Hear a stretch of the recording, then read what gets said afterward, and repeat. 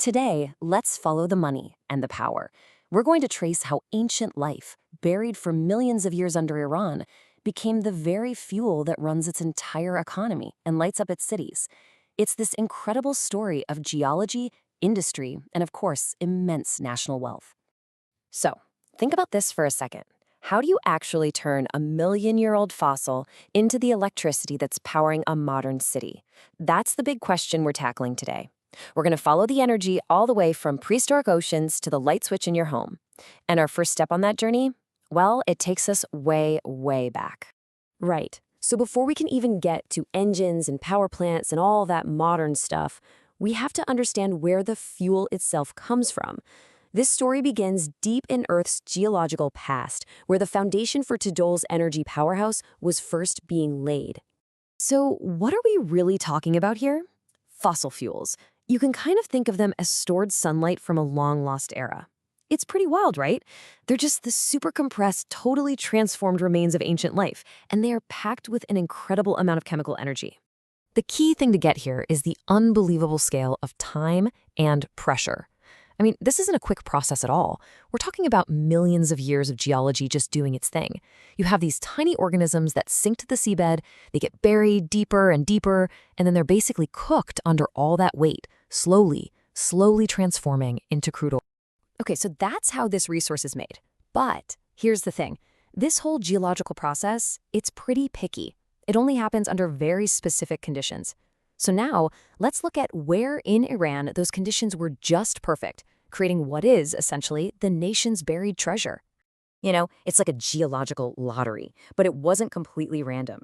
Certain regions just became these perfect natural pressure cookers for creating these vast reserves, which means all this buried treasure ended up concentrated in just a few key areas of the country.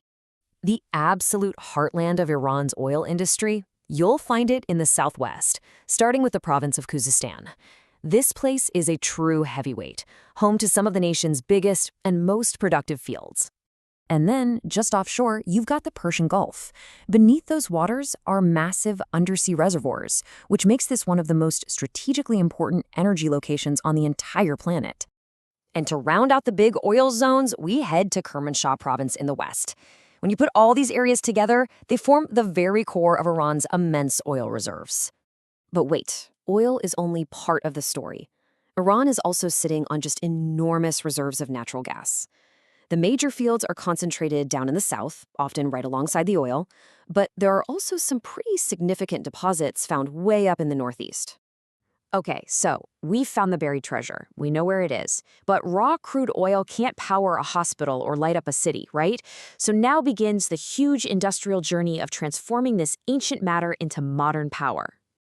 And this is a massive logistical operation. I mean, it's huge. First, you have extraction, which gets the oil out of the ground. Then, a vast circulatory system of pipelines, kind of like the country's arteries, transports all that crude oil to refineries, where it's all broken down and processed.